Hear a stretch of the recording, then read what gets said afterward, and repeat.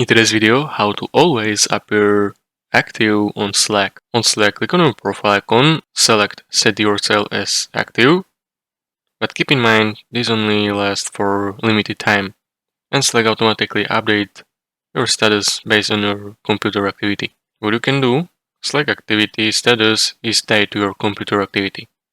So when your computer goes into sleep mode or display turn off, Slack will mark you as inactive. You can prevent this by changing your browser settings. If you're on the Windows, open search bar at the bottom and type in power settings and adjust settings when display turn offs or when computer goes sleep.